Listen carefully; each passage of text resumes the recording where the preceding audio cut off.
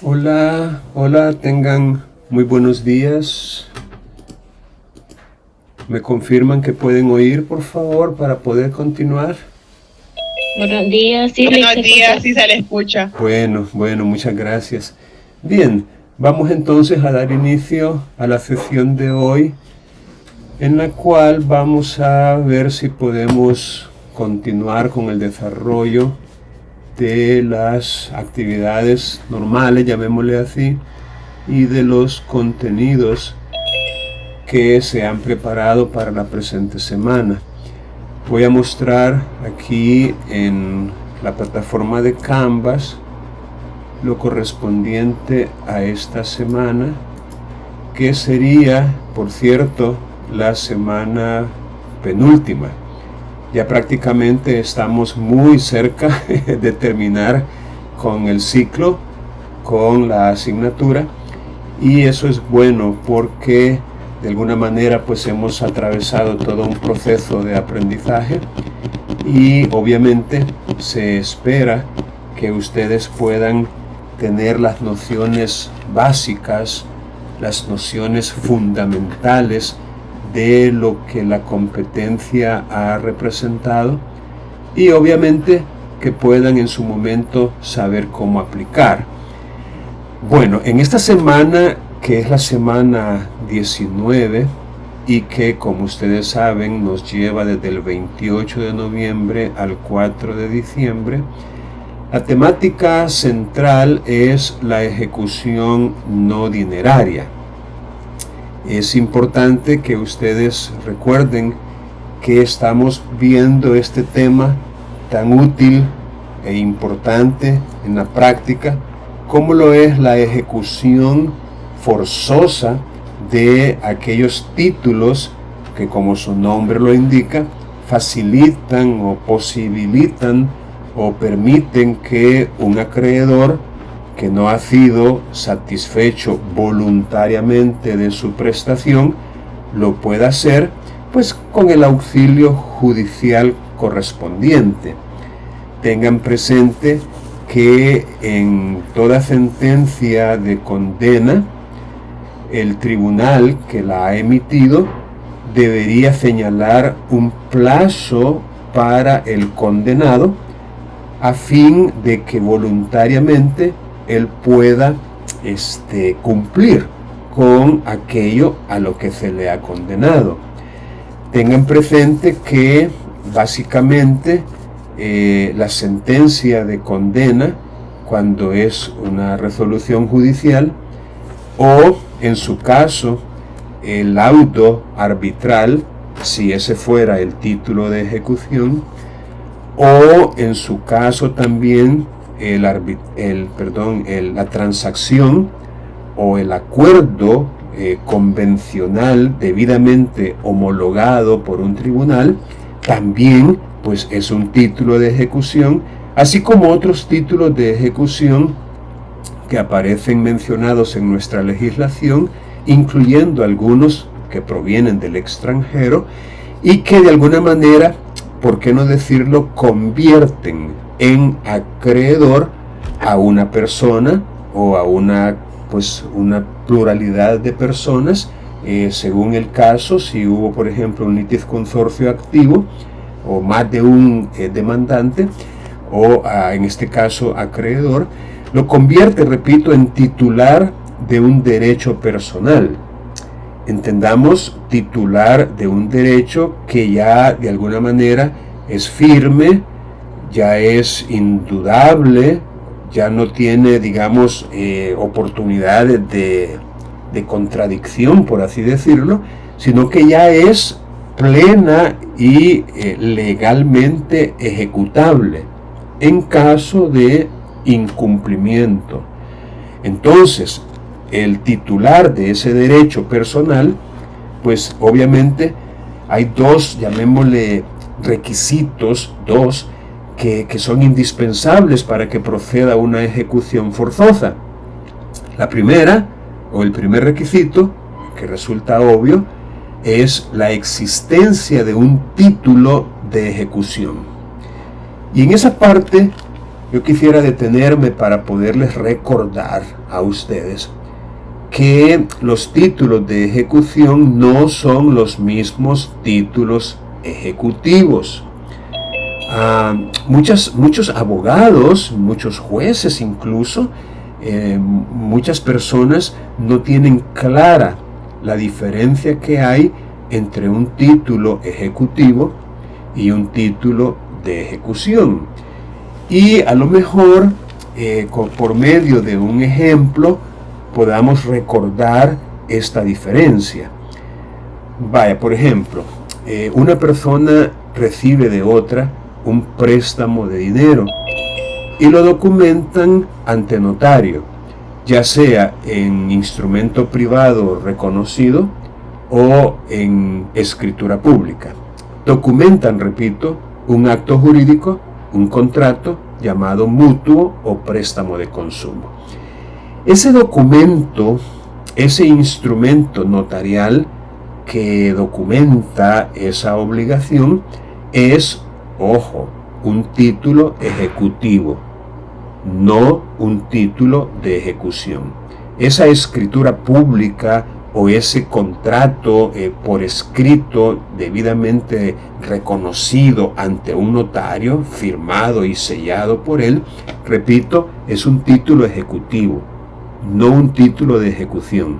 Ahora bien, el acreedor, es decir, la persona que dio la suma de dinero en concepto de mutuo o préstamo, pues si el deudor no cumple voluntariamente con la obligación que le nació de ese contrato, el acreedor, con el título ejecutivo en sus manos, está, llamémosle, legitimado para poder demandar en un proceso especial ejecutivo, que es un proceso, llamémosle, cognitivo o de conocimiento, y que va a dar como resultado final, digámoslo así, una sentencia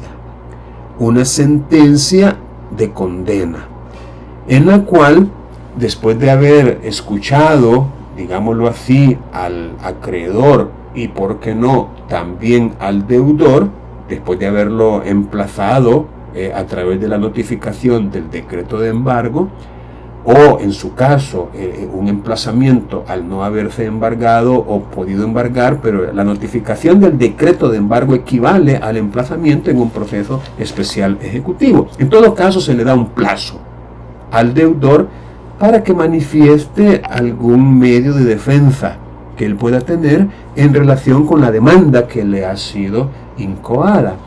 Entonces, oído, repito, tanto el acreedor a partir del documento que tiene en su poder, el título ejecutivo, como el deudor, quien también podría tener documento, llamémosle, de descargo.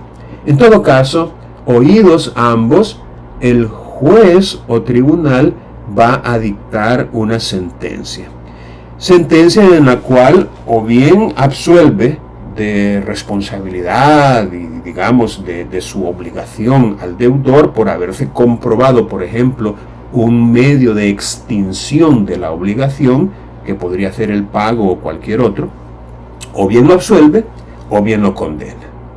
Ok, en el caso de que lo condene, estaríamos en presencia de un título de ejecución, ya no un título ejecutivo, sino un título de ejecución. Y ahora sí, con ese documento en sus manos, llamémosle el victorioso en aquel proceso cognitivo que se inició con el título ejecutivo, el victorioso, que es el mismo acreedor, en este caso el ejecutante, ya puede perfectamente entablar otra vez, o mejor dicho, entablar unas, llamémosle, diligencias, por ponerle nombre, de ejecución forzosa.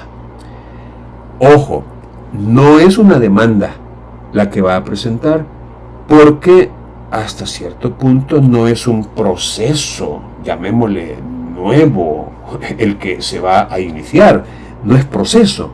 Es decir, no tiene las características de un proceso cognitivo, sino más bien son diligencias de ejecución, como su nombre lo indica, ejecutivas, administrativas, por qué no decirlo, confiadas al órgano jurisdiccional. Entonces, esa podríamos decir, es un ejemplo de la diferencia que hay entre un título ejecutivo y un título de ejecución, que los títulos ejecutivos, no importa cuál sea, dan lugar a un proceso especial ejecutivo y con él a una sentencia.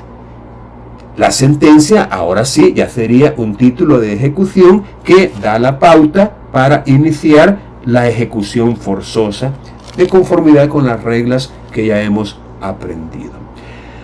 Bueno, otra cosa que resulta importante es que la condena de la que estamos hablando no necesariamente tiene que ser la de pagar al victorioso una suma de dinero líquida. No necesariamente la condena es, como suele decirse, en concreto, es decir, una suma de dinero líquida que perfectamente se puede ejecutar sin más trámite, digámoslo así, sin más trámite, porque ya es líquida y es una suma de dinero. A veces la condena puede recaer en una cantidad de dinero que todavía no es líquida y que por ende hay que liquidar previamente esa cantidad para que se sepa con seguridad y con certeza a cuánto asciende la obligación del condenado, llamémoslo así. Es decir, cuánta es la suma o la cantidad de dinero que tiene que pagar. Entonces, si tenemos, repito, una cantidad que no está líquida, entonces no podríamos, digamos, todavía iniciar la ejecución porque no tenemos una suma de dinero, digámoslo, determinada que poder reclamar. Entonces hay que seguir previamente las correspondientes, llamémosle, actuaciones tendientes a liquidar. Y aquí tenemos dos escenarios. Yo quiero que vayamos al código y veamos lo que dice el artículo 696 del Código Procesal Civil y Mercantil. Este artículo 696 precisamente tiene como título liquidación de daños y perjuicios, el artículo. Sin embargo, el título cuarto dice liquidación de cantidades.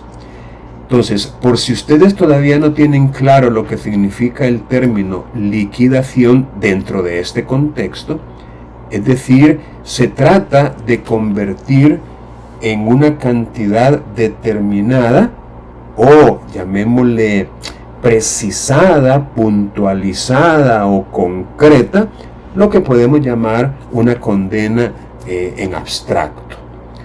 Una condena en abstracto, por vía de ejemplo, sería una en la cual se dice, condénase al señor fulano de tal a pagar al señor sutano no una suma determinada, como decir la cantidad de $2,000 o la cantidad de $5,000, no, sino que la condena reza, condénasele a pagar los daños y perjuicios que se han determinado en el presente proceso y en la presente sentencia, en abstracto. Muchas veces se utiliza esa expresión en abstracto, pero no es necesario que se utilice porque con tal que no diga una cantidad líquida, pues ya se sabe que es una condena en abstracto y que por ende tendría que ser liquidada.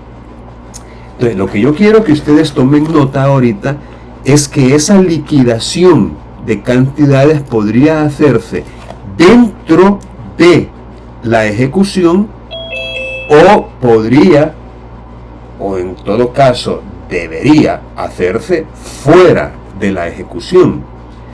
Repito, esta liquidación se puede hacer dentro o, como lo dice el código, en la ejecución o podría hacerse previo a la ejecución. Y cuando es previo a la ejecución, tendríamos que remitirnos al artículo 241, que nos dice que es el proceso abreviado el que habría que entablarse cuando se trata de una demanda de liquidación de daños y perjuicios. Entonces, cuando nosotros, recordamos también lo que significa un proceso común versus un proceso abreviado, nosotros recordamos que en el artículo 241 se menciona el ámbito de aplicación del proceso abreviado y que dentro de este ámbito de aplicación del proceso abreviado tenemos el artículo 241 que dice que cualquiera que sea la cuantía, una pretensión de liquidación de daños y perjuicios se va a ventilar a través de las reglas del proceso abreviado. Entonces, cuando, repito, tenemos una sentencia que ha condenado en abstracto a una persona, es decir, a pagar o a indemnizar daños y perjuicios, pero no se menciona una cuantía en esa sentencia, entonces no, como quien dice, no podemos todavía iniciar la ejecución porque es necesario liquidar la cantidad y para eso tenemos el proceso abreviado. Ojo, no importa la cuantía, pero una aclaración adicional que conste. Aquí no estamos en presencia de una demanda que busque establecer la existencia de daños y perjuicios. Es decir, aquí no se trata de que el demandante se siente perjudicado por alguna acción o por alguna omisión que le atribuye al demandado y quiere que en sentencia se establezca, la existencia de un daño y por ende la obligación de repararlo, de indemnizar ese daño y perjuicio causado. Es decir, aquí no se trata, repito, de un proceso en el cual se va a establecer con las pruebas correspondientes la existencia de un daño y perjuicio causado al demandante. No, para establecer la existencia de daños y perjuicios habría que seguir el proceso declarativo que corresponda atendiendo a la cuantía. Si usted va a exigir, como quien dice, usted calcula o valora el daño que se le ha causado en más de 25,000 colones o su equivalente en dólares, usted tiene que seguir un proceso declarativo común para establecer la existencia de esos daños y perjuicios. Pero si usted estima que los daños que se le han causado no superan los 25,000 colones o su equivalente en dólares, entonces el proceso a seguir es un proceso abreviado. Pero ese es otro rollo. Cuando nosotros vamos a ir a un proceso para la liquidación, es decir, para hacer líquida una condena que ya tenemos, digámoslo así, en nuestras manos. El ejemplo que se puede dar de este caso es, por ejemplo, cuando una persona considera que sus derechos fundamentales han sido violados o inobservados y presenta una demanda, por ejemplo, en la Sala de lo Constitucional de amparo. Entonces, como resultado de ese proceso constitucional, la Sala determina que efectivamente hubo una violación a los derechos constitucionales del demandante. Y en vista de que hay un efecto resarcitorio de la sentencia, y sobre la base de que en ese proceso no se presentaron las pruebas correspondientes y útiles para determinar la cantidad de daño y perjuicio que causó esa violación a los derechos constitucionales, entonces lo que suele hacerse es que se condena en abstracto al funcionario que violó los derechos de ese ciudadano. Repito, se le condena en abstracto. Y en la sentencia misma se dice que le queda expedito, o como quien dice, le queda abierto el derecho o la acción de ir a un tribunal para el efecto de liquidar esos daños y perjuicios ya acreditados, ya establecidos. Es decir, en ese proceso constitucional ya se determinó que esa violación ocasionó daños y perjuicios. Lo que no se logró determinar es la cuantía de los mismos. Y por eso hay necesidad de una demanda en proceso abreviado de liquidación de esos daños y perjuicios. Y aquí no importa la cuantía. Ahora que ya los daños y perjuicios han sido, llamémosle, acreditados, y hay una sentencia en la cual se condena a indemnizarlos, pero no se dice cuánto, aquí ya no importa la cuantía. Ya podría ser superior a los 25,000 colones o su equivalente en dólares. Podría ser 40,000, 60,000, 80,000 dólares, e igual se tramitaría en un proceso abreviado.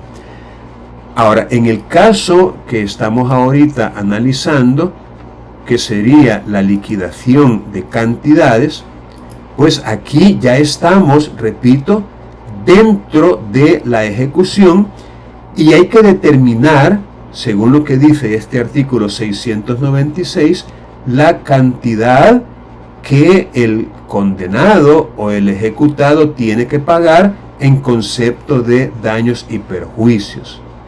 Entonces, es importante, repito, tomar en cuenta que la liquidación es como un presupuesto o como una actividad de ejecución necesaria, porque, repito, muchas veces la cantidad de dinero no es líquida, no está determinada de manera puntual o concreta, porque de hecho no se hizo en el título de ejecución que tenemos en nuestras manos. Incluso se me ocurre que en un acuerdo conciliatorio podría pactarse o introducirse una cláusula en la cual el, llamémosle, deudor se obliga así, en abstracto, a indemnizar por los daños y perjuicios que ocasione el incumplimiento o la mora o tardanza en el cumplimiento de la obligación principal a la cual se ha obligado en ese convenio, en ese acuerdo, en esa conciliación, en esa mediación, en ese arbitraje. Es decir, también existe pues la posibilidad de, por qué no decirlo, no condena, ¿no? Porque no es una resolución judicial, pero sí una obligación a indemnizar en abstracto proveniente de un título de ejecución que no necesariamente es una sentencia. También podría, como un acuerdo de voluntades, determinarse, o mejor dicho, establecerse una obligación en abstracto para indemnizar daños y perjuicios ocasionados por el incumplimiento de lo que podemos llamar la obligación principal. Es lo que, por ejemplo, en materia civil y mercantil se conoce como la cláusula penal. La cláusula penal es una en la cual se establece una obligación accesoria para garantizar el cumplimiento de una obligación principal. Si por vía de ejemplo no cumple con la obligación de construir una casa o edificar un muro o reparar un vehículo, entonces como cláusula penal, y ahí se puede establecer una obligación adicional diferente, cuyo nacimiento va a depender de si ha cumplido o no con la obligación principal.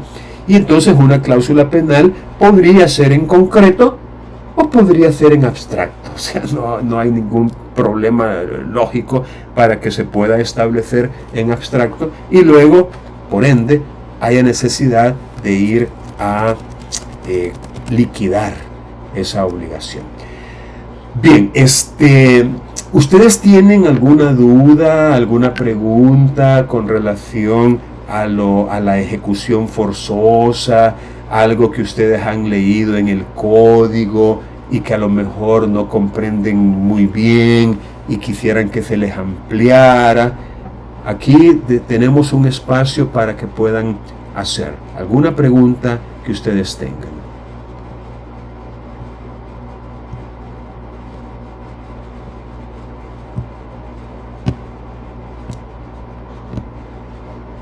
Bien, asumiendo entonces que no tienen ninguna duda, voy a mostrarles aquí una actividad que se llama Guía de estudio sobre la ejecución no dineraria.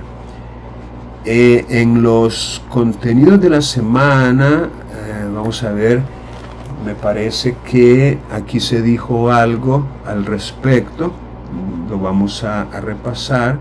Dice: esta semana terminaremos nuestro estudio de la ejecución forzosa de los títulos de ejecución, analizando la ejecución de obligaciones cuya prestación es no dineraria, es decir, obligaciones de hacer, de no hacer y de dar, pero dar cosas distintas del dinero. Entonces, en ese orden de ideas es que se ha preparado para esta semana estos materiales, y en las indicaciones de la semana se les ha pedido, y aquí es donde lamentablemente ustedes no siempre cumplen con estas indicaciones, y es que lean en el código las disposiciones que regulan la ejecución no dineraria, así como la liquidación de cantidades. Es decir, los artículos 675 al 699. Se trata pues de la ejecución de obligaciones de hacer, no hacer y de dar cosa distinta al dinero. Y también se les ha pedido que se auxilien del Código Procesal Civil y Mercantil comentado para poder aprender más sobre este mismo tema, y en este caso serían las páginas 703 y siguientes. Luego, aquí dice, miren, a medida que estudies aquellas cosas que no logres comprender o aquellos asuntos que requieras ejemplos o explicaciones adicionales, después de leer la doctrina correspondiente, escribe en tu cuaderno una o dos preguntas. Y en la videoconferencia de esta semana, que es la que estamos ahorita, vamos a contestar las preguntas que tú y tus compañeros tengan preparadas. Entonces, aquí se puede notar que ustedes pues o han leído y han entendido todo, o pues no han leído y por ende no han sacado ninguna pregunta, ¿verdad? Pero pues ni modo, aquí ustedes se lo pierden porque han tenido, digamos, el recurso, y si no lo han aprovechado, pues no hay algo que yo pueda hacer al respecto. Ahora, aquí dice: la actividad de esta semana no será evaluada sumativamente y la haremos durante una de las sesiones programadas durante esta semana. Esa actividad consiste en un cuestionario en Canvas sobre los contenidos de la semana, y las indicaciones aparecen en el vínculo respectivo. También puedes hallarlo en la pestaña Evaluaciones, buscando Guía de estudios sobre la ejecución no dineraria, o haciendo clic en el botón Ir a la tarea que está aquí abajo. Entonces, efectivamente, y tal como se los indiqué en esta página que acabo de leer, esta tarea la vamos a hacer durante la sesión segunda de esta semana, que corresponde también a este mismo día, o sea, hoy a las 12:40. Ustedes van a disponer de 100 minutos para poder contestar este cuestionario. Es un cuestionario muy sencillo, cuyas respuestas aparecen de manera muy puntual, tanto en el código como en lo que yo llamo libro texto, que es el Código Procesal Civil Mercantil comentado. Allí ustedes pueden encontrar las respuestas a estas preguntas, y lo que van a tener que hacer, obviamente, es pues completar el cuestionario pregunta por pregunta. Hasta este momento, todos ustedes cuentan con un intento para poder hacerlo, y va a abrirse esta actividad a las 12:40 y va a cerrarse a las 2:20. Entonces, no esperen link o enlace para una sesión, porque no la va a haber, sino que inmediatamente ustedes vénganse a la semana 19, que es la semana actual, y dentro de la semana 19 ustedes van a encontrar en la parte que dice actividades de evaluación, en esta parte, aquí van a encontrar ustedes la guía de estudio sobre la ejecución no dineraria, y esta es la que ustedes tendrían que completar durante la sesión que va desde las 12:40 del mediodía hasta las 2:20 de la tarde. Entonces, por favor, pónganle atención a esto.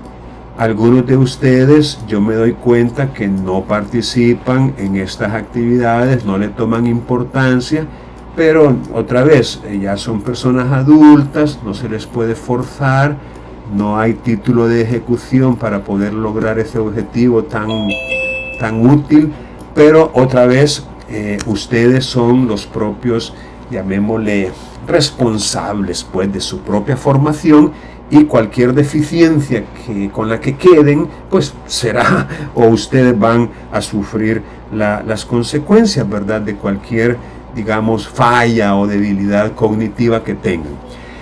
Repito la inquietud mía.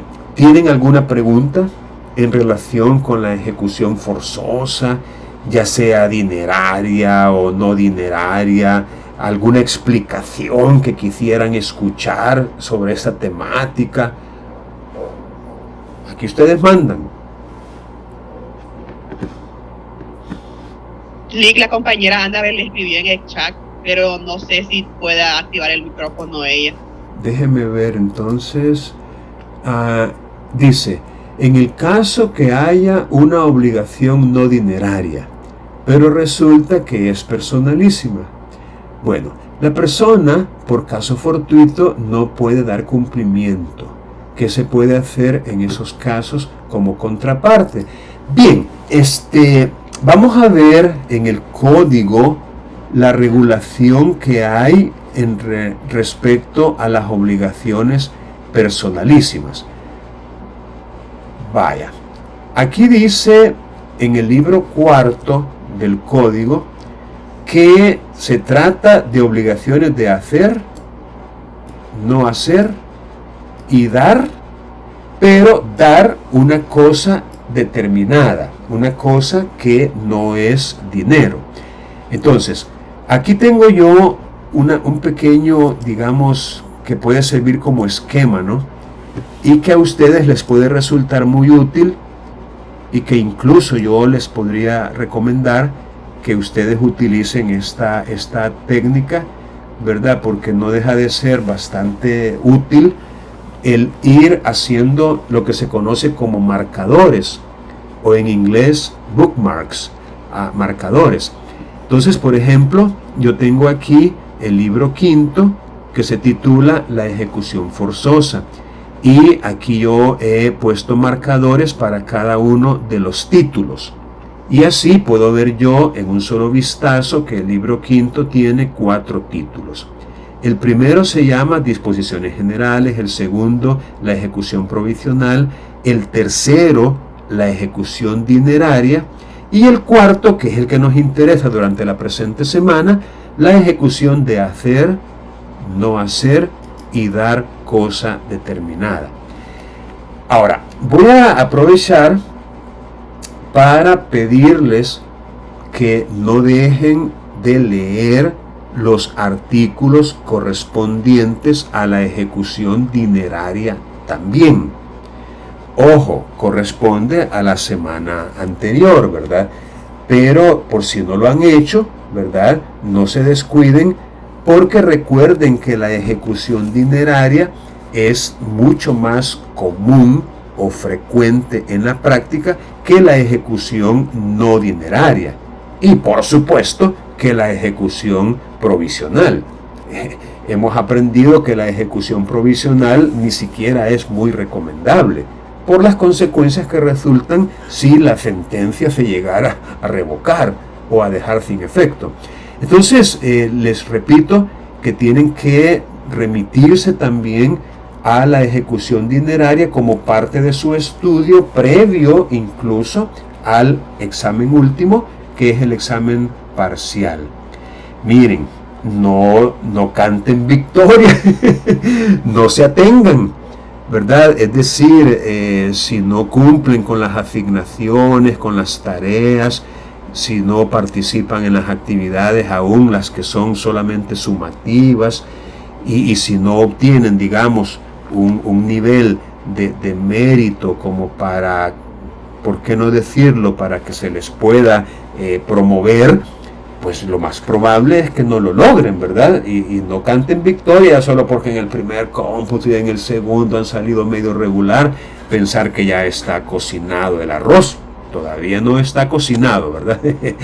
Bien, entonces, con respecto a lo que nos corresponde en esta semana, tenemos que hay 4 capítulos dentro del título cuarto. El primer capítulo se llama Ejecución de obligaciones de hacer. El segundo capítulo, las de no hacer. El tercer capítulo, las de dar, no dinerarias. Y aquí se incluyó la liquidación de cantidades como cuarto capítulo. Ahora, entre las obligaciones de hacer tenemos 3 secciones. Como quien dice, las obligaciones de hacer se pueden clasificar en 3 categorías. Las de hacer no personalísimas, las de hacer personalísimas y las de efectuar declaraciones de voluntad. En otras palabras, una obligación de hacer puede consistir en un hacer no personalísimo, como quien dice, un hacer que cualquier persona lo puede hacer, como derribar o demoler un muro, una pared, una casa, demolerla, es decir, destruirla, y luego recoger el ripio e ir a llevarlo a un lugar permitido para poder desalojarlo o disponer de él. Esa es una obligación que no tiene nada que ver con la persona. No es una obligación contraída en consideración a la persona del deudor. No es intuito personae. Cualquiera lo puede hacer. Entonces, la ejecución de ese tipo de obligación no personalísima lleva sus propios matices. Ahora, distinto es cuando para la existencia, para el nacimiento de la obligación, se han tomado en cuenta los atributos, la experiencia, el conocimiento, las habilidades, las destrezas, el talento que la persona tiene, y en virtud de esas características peculiares es que el acreedor, digamos, se constituyó como tal. Es decir, es una obligación intuito personae, que en español significa en consideración a la persona. Entonces, esas obligaciones también tienen sus propias matices, y es porque no cualquiera las puede hacer, dado su carácter personalísimo. Y luego tenemos las obligaciones de efectuar declaraciones de voluntad, es decir, la condena, por vía de ejemplo, consiste en que el condenado otorgue, suscriba un instrumento, un acto jurídico, un contrato, por ejemplo. Ahora, no se debe confundir. Les voy a plantear así brevemente un caso hipotético. Existe, y es muy común y famoso, el contrato de promesa. Promesa. Uno de los más comunes es el de promesa de venta, ¿verdad? Es decir, es un contrato en el cual una persona, a cambio de una prestación que ha recibido o que va a recibir, se obliga mediante contrato a suscribir en el futuro un acto jurídico. El contrato de promesa puede recaer sobre cualquier otro contrato, no solo sobre ventas. También puede haber promesa de arrendamiento, promesa de hipoteca, promesa de mutuo, promesa de comodato, promesa de, bueno, hasta de matrimonio, pero esa no entra en el ámbito contractual. Entonces, supongamos un ejemplo, un contrato de promesa, promesa de venta.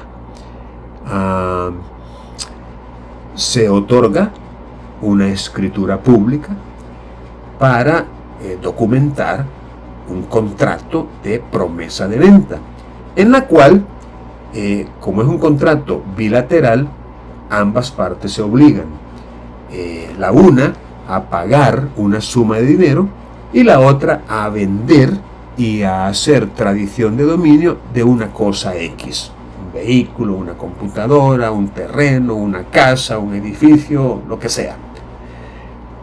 Ahora, llegado el momento en que se tiene que cumplir con con las obligaciones, el promitente comprador cumple con su correspondiente obligación de pagar el precio y lo paga. Se lo paga al promitente vendedor. Pero el promitente vendedor no cumple voluntariamente con la obligación. Entonces, el promitente comprador tiene obviamente un problema, ¿no? Y el problema es que él ya pagó, pero a él no se le ha pagado. Es decir, él ya cumplió, pero a él no se le ha cumplido. De la pregunta que yo les hago a ustedes, y quiero que por favor lo escriban por allí en un cuaderno o algo, es ¿qué acción tendría que hacer el promitente comprador? ¿Qué acción le recomendarían ustedes como abogados al promitente comprador? Es decir, si él buscara como sus abogados, ¿qué pretensión plantearían ante un tribunal? ¿Qué harían? A ver, ¿alguien quiere opinar?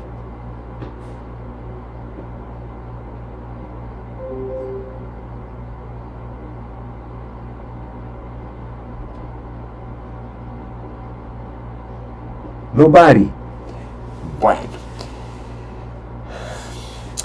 Miren, si han pensado en una ejecución forzosa reclamando precisamente la obligación de efectuar una declaración de voluntad, pues debo recordarles lo que ya les dije al principio, que no es lo mismo un título de ejecución que un título ejecutivo, lo que es igual a decir que no es lo mismo una escritura pública en donde consta fehacientemente un contrato y por ende las obligaciones que con él nacieron, que un título de ejecución.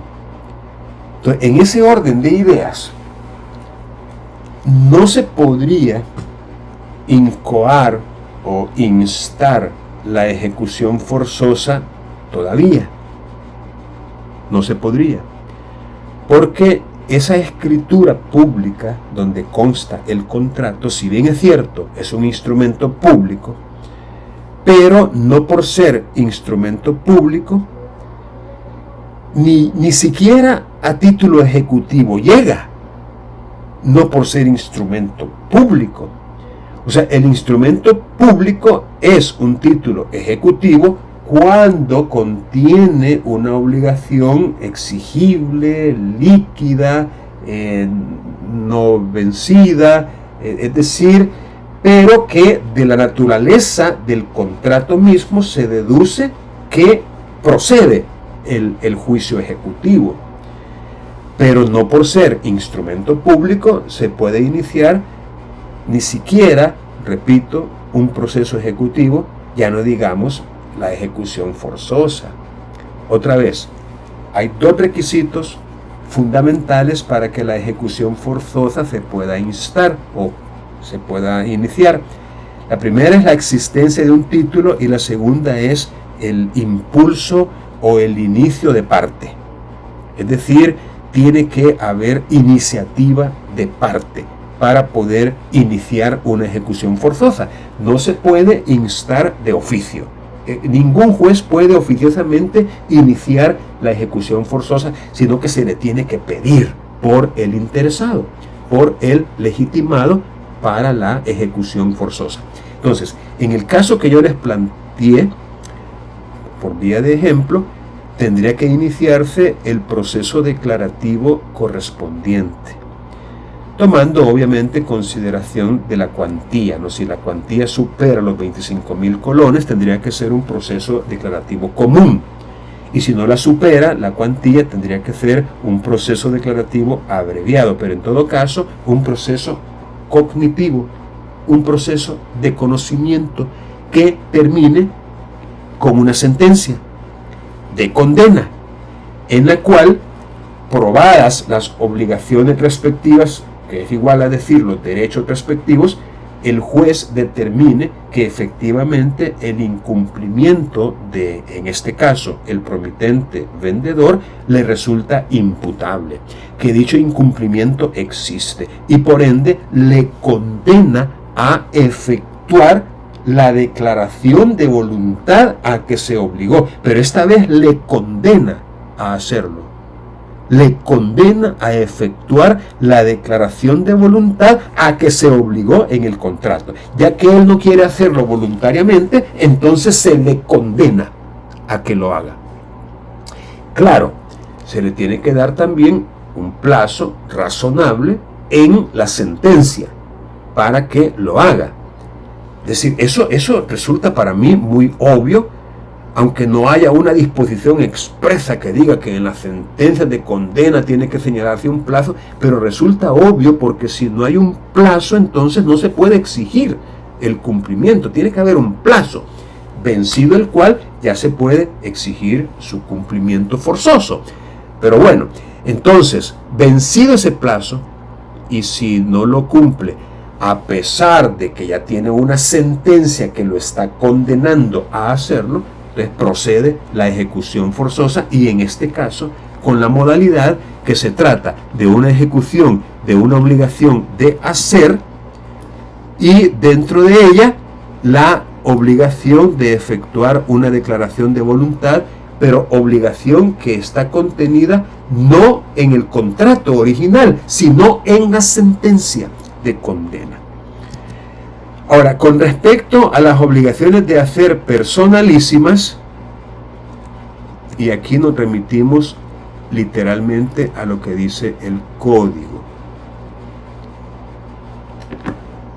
Si admitida la solicitud del ejecutante el obligado no realizare la prestación, se le requerirá para que, dentro del plazo que el juez estime necesario, de acuerdo con la naturaleza de la obligación y con las circunstancias del caso, cumpla en sus propios términos lo que el título establezca. Esta expresión, en sus propios términos, requiere una pequeña explicación. Es lo que se conoce como un cumplimiento en naturaleza. Un cumplimiento tal y como el título lo indica, es decir, literal. En naturaleza es un cumplimiento, como quien dice, literal, tal y como consta en el título. Ese plazo, para que él cumpla, no podrá exceder de 15 días. En ese requerimiento se va a advertir al ejecutado que si no procede a darle cumplimiento a la prestación, se adoptarán los oportunos apremios y multas. La palabra apremio da la idea de una compulsión, en algunos casos física, por lo menos como término da la idea de una compulsión física. Pero aquí tenemos que entender esto en relación con nuestra Constitución, ¿no? Por ejemplo, en la Constitución tenemos un artículo, creo que es el artículo 27, en el cual se dice que se prohíbe la prisión por deudas. Entonces, el apremio jamás podrá llegar al extremo de privar de libertad al deudor. Pero digamos que hay otras formas de coaccionar, como podría ser una multa o incluso una medida de garantía, es decir, incluyendo el embargo. El embargo es el secuestro judicial que se ordena de bienes que son del deudor para poder garantizar, para poder cubrir, digamos, pues los daños, perjuicios y en todo caso lo que equivaldría al cumplimiento de la prestación.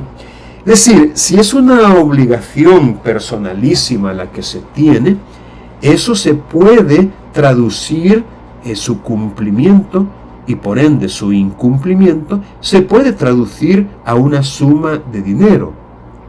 Es decir, se puede hacer algún tipo de operación contable o matemática, financiera, que permita determinar, tal vez no de una manera a la que bruto, que exacto, hasta con centavos, no, pero sí que pueda hasta cierto punto equivaler, esa es la palabra clave, equivaler al cumplimiento de la prestación.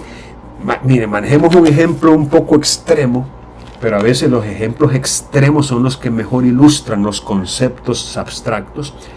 Manejemos un ejemplo extremo de que la prestación consista en que su cantante favorito, su cantante preferido, ese rapero con el que usted sueña todos los días, ese Danky no sé qué, le cante al oído una canción. Esa es el contenido. Repito, es un ejemplo absurdo, no un ejemplo extremo, pero de todo hay en la viña.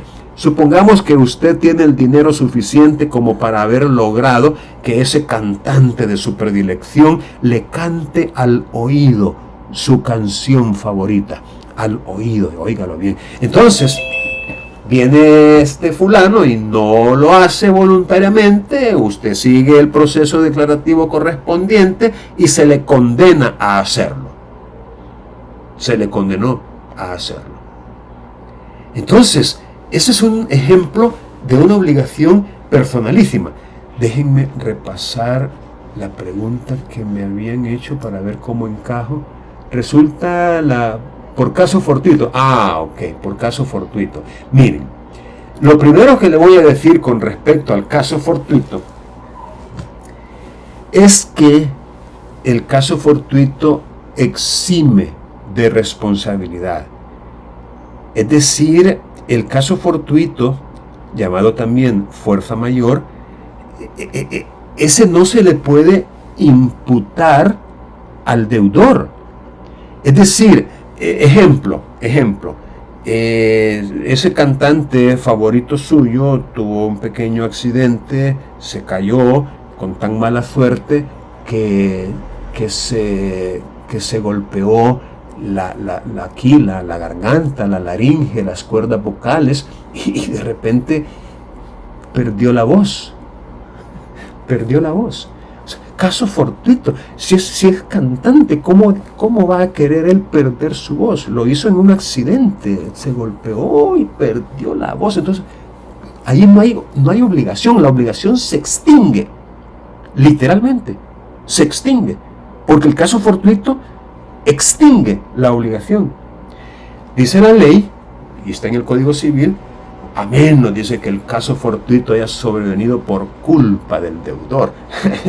Es un ejemplo un poco absurdo y lógico, y ahí entran en juego las reglas de la lógica, la no contradicción, porque caso fortuito y culpa son conceptos antagónicos, son excluyentes, son diferentes. Es decir, si hay culpa, no puede haber caso fortuito. Cuando el legislador dice, a menos que el caso fortuito haya sobrevenido por culpa del deudor, cometió una impropiedad lingüística, es decir, cometió un error lógico, porque, repito, desde el momento en que entra la culpa, sale el caso fortuito, ya no habría caso fortuito.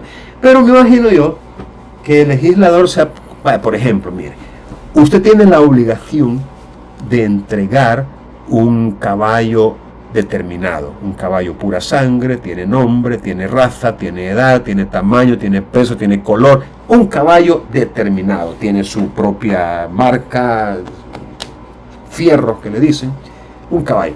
Usted tiene la obligación de dar, de entregar, de darlo pues al quien se lo compró, por ejemplo.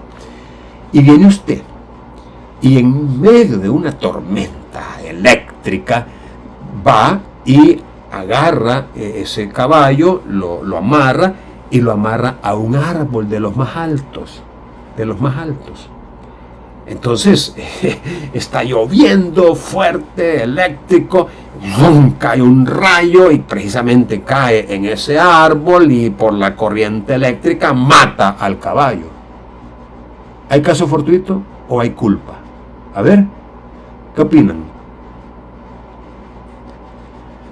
Pues sí, pues cayó un rayo, ¿cómo diablos va a saber uno dónde va a caer y cuándo va a caer un rayo? Caso fortuito, ok, pero ese caso fortuito no hubiera producido o ocasionado la muerte del caballo si hubiera sido lo suficientemente cuidadoso y diligente y lo hubieras alejado lo más posible de un lugar donde de seguro caen rayos, pues los lugares elevados, los árboles llaman a los rayos. Entonces, allí no hay caso fortuito, lo que hay es culpa.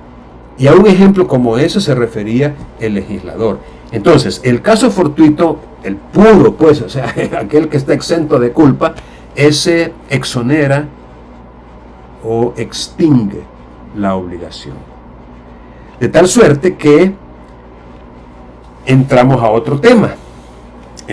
aquí a otro tema, y es la famosa teoría de los riesgos, tema que pertenece al derecho sustantivo, al derecho civil, pero que es necesario conocer precisamente en casos como el planteado, la teoría de los riesgos.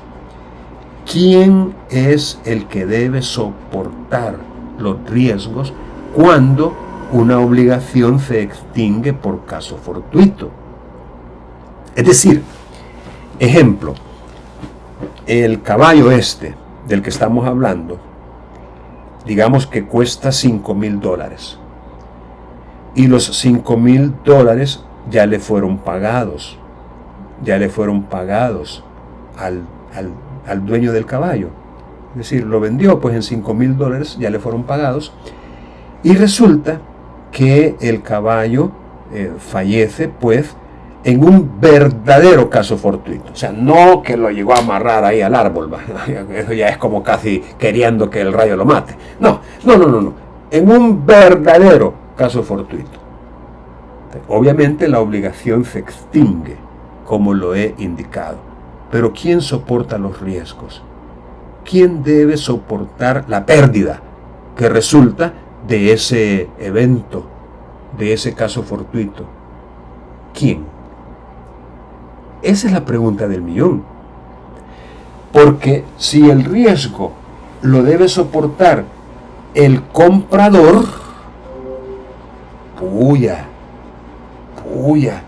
se queda sin sus $5,000, los pierde. Pero si el riesgo lo debe soportar el vendedor, entonces tiene que devolverle los $5,000 que le pagaron por el caballo, porque el riesgo lo soporta él, y no sería justo que se quede con los $5,000 que le fueron pagados, porque le fueron pagados por el caballo, y el caballo no lo entregó, no lo pudo entregar, porque antes de entregarlo se murió por ese caso fortuito. Entonces, otra vez, ¿quién soporta los riesgos? La respuesta a esa pregunta es la que nos ofrece la teoría de los riesgos. Responder con propiedad, con equidad, con justicia, quién debería soportar los riesgos, porque esto también entra en relación con otra figura que es el enriquecimiento sin causa. Repito, enriquecimiento sin causa. Todos estos son temas que pertenecen al derecho sustantivo, pero que se vinculan, se relacionan con lo que estamos aprendiendo. Déjenme ver si tenemos otra pregunta por aquí. Ya cuando el juez haya declarado el dominio o condene al pago, procede la ejecución forzosa. Esa pregunta no la logro entender, tendría que reformularla aclarando.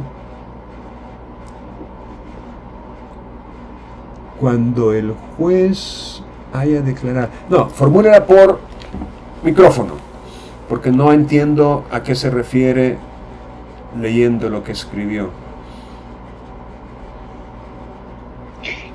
Si no me equivoco, era con respecto a lo que usted estuvo mencionando, y ella escribió eso porque hizo una pregunta a usted de que cuándo se iba a llevar a cabo lo de, si primero era la ejecución o cómo. Entonces ahí fue que ella opinó.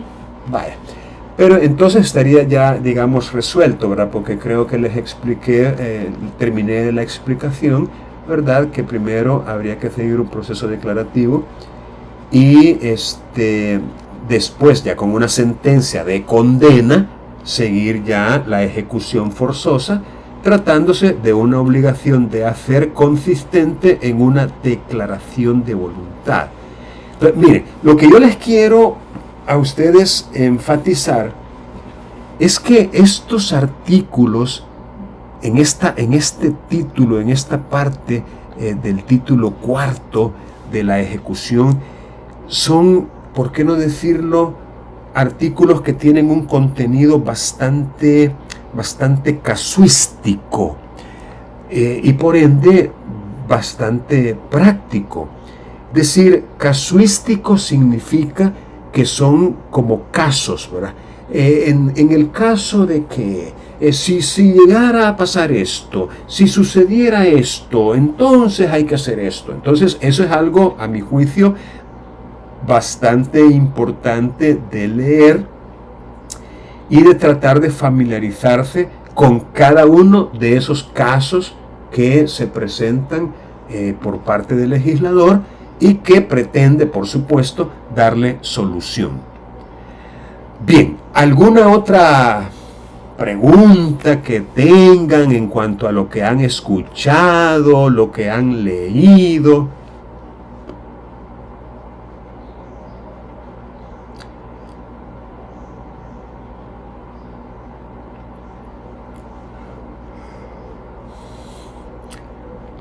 Bueno, en vista de que la sesión era precisamente para contestar las preguntas que ustedes pudieran formular, y sobre la base de que estos contenidos se publicaron desde el día lunes, de hecho desde el domingo, a veces el domingo en la noche yo ya le pongo ahí la apertura de los contenidos.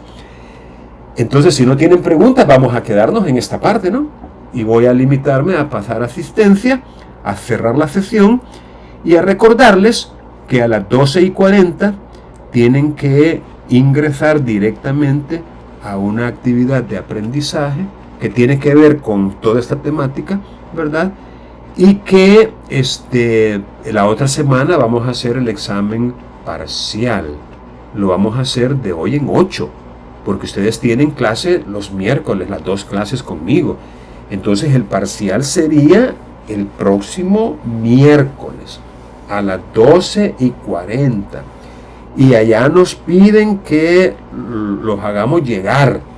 Es decir, que aunque sea así en Canvas, pero tienen que llegar a la universidad. Entonces va a haber que llegar la otra semana. Bien, ¿alguna pregunta final antes de pasar a asistencia y detener la grabación? Después de detener la grabación no contesto ninguna pregunta. Lick, respecto al parcial, va a consistir siempre en lo de que hace preguntas. Claro, claro. Es que miren, la cosa es que ustedes tienen que adquirir una competencia que ha sido muy descuidada, pero muy descuidada. Y es la competencia del análisis. El análisis de preguntas a partir de alternativas que se les proponen. Es decir, respuestas que están en alternativas. Entonces, ustedes tienen una debilidad, llamémosle natural, y lamentablemente, algunos de ustedes van a querer ser notarios. Y lamentablemente, la Corte les va a hacer un examen de suficiencia que es de ese tipo. Es de ese tipo. Entonces, si usted no está familiarizado con ese tipo de pruebas, va a pasar lo que está pasando con la mayoría de colegas, que no le dan ni al, bueno, hoy 7 es la nota mínima, antes era 6, pero ni al 6 llegaban. 3, 4, 2, 5. Pero no es una técnica que hay que aprender, pero no lo pueden aprender así de la noche a la mañana, o por leer un paquín, o por estar en Facebook. Tienen que someterse a ese tipo de pruebas para que lo puedan aprender y en su momento superar.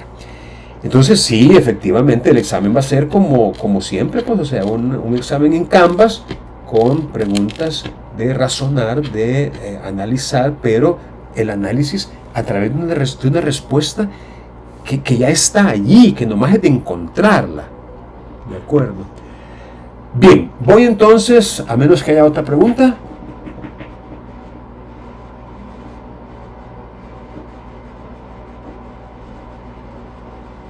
Ok, detengo la grabación en este momento.